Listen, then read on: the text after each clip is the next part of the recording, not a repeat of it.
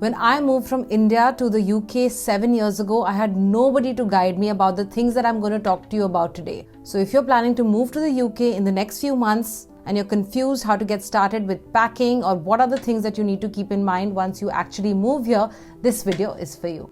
Hi my friends, my name is Mehar and I'm your career coach and mentor helping you accelerate your career and take it to the next level. Today's video is divided into two things. First, the things that you need to do before you come to the UK to settle down. And second are what are the things that you need to keep in mind once you're actually here. So let's get started. First and foremost, you have to remember that you will need to pack not just the essentials, but you're planning to move your base from another country to a new one where you don't know anybody, nobody knows you. You have to make sure that you have the basic necessities with you along with the essentials that you use on a daily basis, just so that your life is a little bit easier and more settled here. So first and foremost, before you start packing, if you've booked your flights, etc., just make sure you keep in mind the baggage charges and the baggage allowance that you have. And then that will make you assess how much space you have to be able to pack your entire life with you. So let's talk about what all you need to pack. First and foremost, if you're coming here to study, you're coming here to work, you will need some formal wear with you, right? So make sure you're packing enough shirts, you have trousers, pants, skirts, blazers. I love blazers. As you can see, I'm wearing one today. So make sure you keep a couple of blazers with you. Formal shoes. Formal shoes are so important because buying formal shoes in London and in the UK are genuinely a little bit more expensive. So if you can buy good quality leather formal shoes and bring them along with you, 1 or 2 pairs, that will be very useful. Other than the formal attire, you have to plan for the informal or day-to-day wear as well. I would recommend that you keep a couple of pairs of sneakers or walking shoes with you because here in the UK, we walk a lot. The average would be about 10 to 15,000 steps at least in the summer. So you have to make sure you're wearing comfortable shoes. So carry enough pairs of walking shoes, trainers, sneakers, and plenty of socks, etc. that you need to have with you. Other than that, you keep some jeans. You have to make sure that you're keeping t-shirts, some woolens because here it gets really cold. Do remember that here layering is very important. So one layer on top of the other because here inside the apartments, inside homes, inside restaurants, it's usually very heated. So once you reach your destination, you can remove the layers, the outer layers, but also have some inner layers like t-shirts and sweaters with you. So pack in layers. Plan your outfits in advance in layers. The next I would say is keep a couple of jackets because here the weather gets a little rainy and windy. So it's important to have at least a few outerwear with you so that you're not rushing to buy in case you're feeling cold. The weather is different. But I will say one thing, do not get any heavy winter wear with you because the winters here are so intense that you'll need to buy heavy winter wear from here only. But yes, if you can go to some place like a Uniqlo, then you can think of buying the heat techs or at least a few jackets, caps, gloves, etc. that may be useful for you in the early days of the winter. So plan and prepare well. Once you're here, you can watch out for sales and discounts.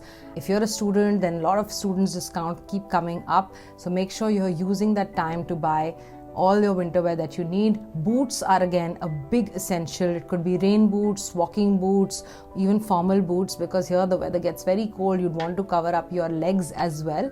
So boots are a must have for the winter season for sure. Now keeping the clothes aside, let's talk a little bit about electronics. Now here, I would recommend that you get all your basic electronics with you. So I would say keep your laptop if you have one, of course, your phone, the chargers. If you have any camera equipment, make sure you're getting all your wires with you, your AirPods, your earphones. It's always very useful to carry international plug points because here the plugs are different from back home. And if you're traveling within Europe, the international plug points will come very handy. You can carry other things also, hair straightener, hair dryer, etc. But just remember there may be voltage differences.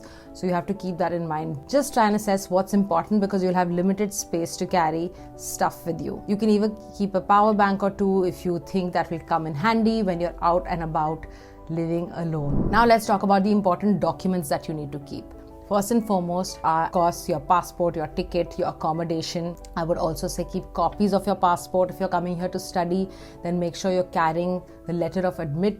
If you're coming here to work, make sure you're carrying your offer letter with you, copies of your offer letters as well. If you have a different kind of visa, make sure you're carrying enough copies and proofs of that visa. Other things you can think about carrying are, of course, your, let's say, marriage certificate, your birth certificate. You can even carry any pay slips or tax returns from your previous organizations, previous jobs. You can even carry your education qualifications. It's always good to have these documents with you. Since you're moving your base, keep the documents handy with you. I would also say carry copies of everything, because photocopy charges here are also way more expensive than back in India. One thing that I really like to do is make sure that I have scanned copies of everything in case I lose something, lose a paper.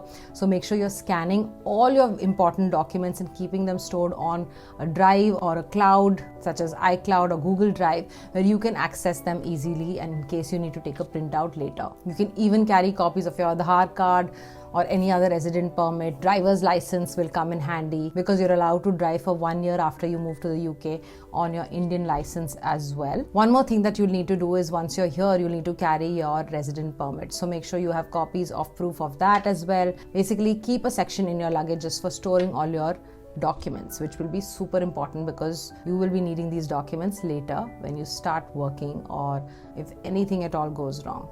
I would even go to the extent of carrying any medical history that I have. So copies of your prescriptions, copies of your medical records that you think may be handy later. Always good to have those. That brings me on to the next section, which is medication. Now here, once you move to the UK, you have to register yourself with a GP, which is a general practitioner, which I will talk to you about later. But basically this clinic becomes your local clinic wherever you decide to live. But once you move here and before you register with a GP, there may be some time lag, and that's why it's important to have some basic medications with us. So bring your stock of regular medications for 2 to 3 months. If you're on some pills, it's always good to carry them, but along with proof of prescription of your doctor. Make sure the medicines that you're carrying are legally allowed in the UK. I would also carry some basic medicines for headache, stomach ache, fever, cough and cold, stomach flu, body pain, body ache, headache, muscle relaxants, etc., etc. You get the gist. But basically, I have a full cupboard in my home which are just medications, if not from India but from here. But yes, definitely having some medicines with you in your little pouch as you travel will be useful in case something goes wrong. The next is your basic food items. Now you're going to be uprooting yourself completely.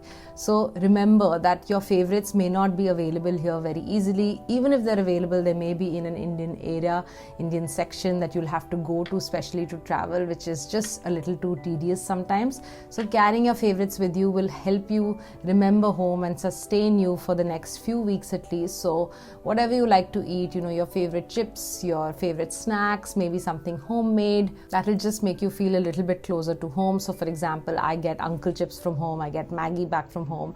These are my favorites, so I always make sure that I have enough of them at home. I also carry all my masalas. Whoever's visiting me from India always brings a lot of masalas because I cook quite a lot now, and it's just easier to have the taste of home right at my fingertips. So see whatever you like to eat, your local cuisine, your local food, whatever is your favorites that make you remember and think of home. It's always good to have it in your new home now. The next is, of course, that make sure you have your basic toiletries with you because you don't want to be rushing to the grocery store to buy your toiletries. So your toothbrush, toothpaste, your face creams, any lotions, any kind of medications that you have to apply on your skin and on your hair. Make sure you're carrying all of that with you just so that you feel comfortable when you land here. Another thing I would really recommend is getting a travel insurance just in case something that goes wrong on your way here or some kind of mess up happens during your travel time. It's always good to have insurance so that you have a backup. To make life easier for you, I have actually made a full checklist of the things that you should be packing because it's good to stay organized, and this is literally from me as your mentor giving it out to you absolutely for free. It's a Notion template. All you need to do is put tick marks.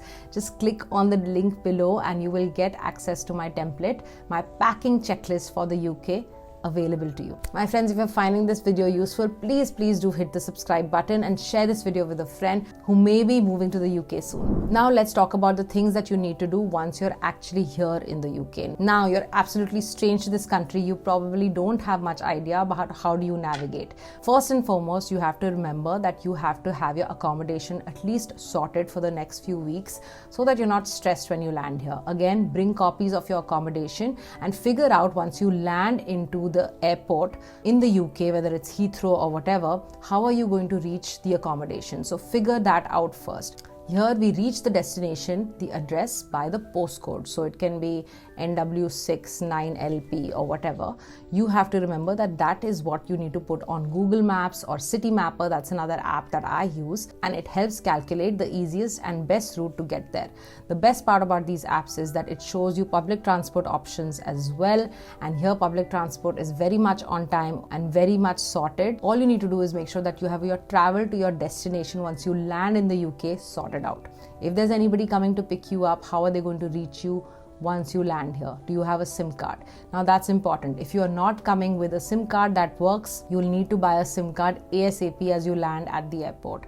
The good thing is that most of these airports have free Wi-Fi, so as soon as you land, make sure you connect to that as well. If you're planning to talk a lot back home, you can take a look at the Leica SIM card that has a lot of free minutes available for India calling. So it's important that you get a local SIM card with a British phone number. The next thing that you need to do is get an Oyster card if you would like to.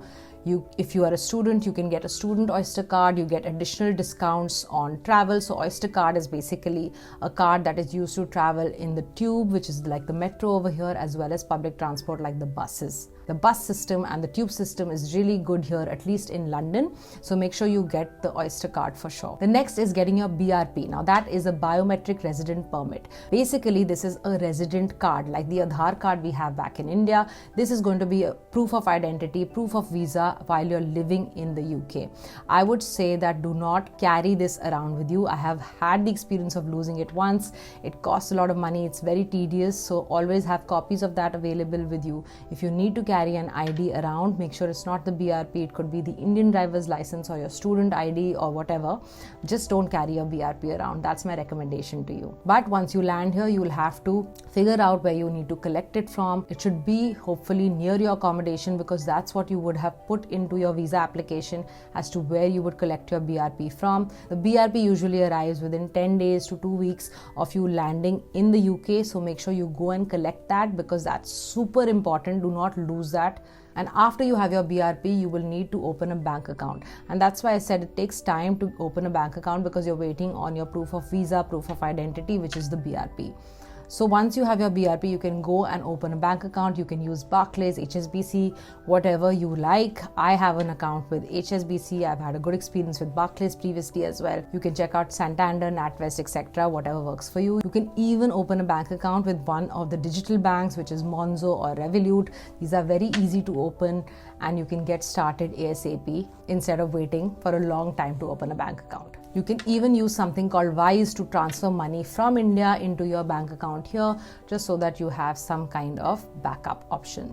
I would also recommend that you carry some cash in hand with you, some kind of pounds, just before you open your bank account. You may need to do your transactions in cash, and then it's always handy to have some cash with you. Okay, so we've got the SIM card, we've opened a bank account, we have the BRP.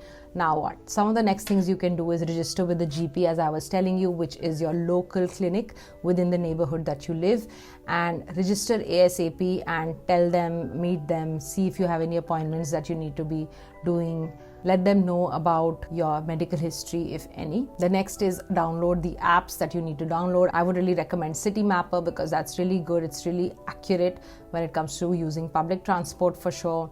You can download other apps such as Trainline if you're planning to take local trains within the UK. Again, a very good app to have. Uber, Bolt, these are good taxi apps if you really need them. Deliveroo, Uber Eats, Just Eat. These are some home delivery for food if you're craving something. And then I would really recommend is literally go out for a walk and take a look at your neighborhood. Familiarize yourself with what's going on in your neighborhood. Where is the grocery store? Where is the dry cleaner? Go for long walks with yourself and figure these things out on your own. If you want to make new friends or go for events around the city, you can take a look at Meetup and Eventbrite. There's so much going on around the UK, so always participate and find people who could be part of your journey here in a new country. So that's it, my friends. I hope this video was useful for you. If you want more UK specific content from me, just let me know in the comments below, and do make sure to download my Notion template. Notion is a great tool that has helped me a lot, and I'm sure it's going to help you as well. So click on the link below to get my checklist. I'll be back soon with another one, but until then, keep working hard towards your goals and keep smiling big. I hope to see you soon. Bye.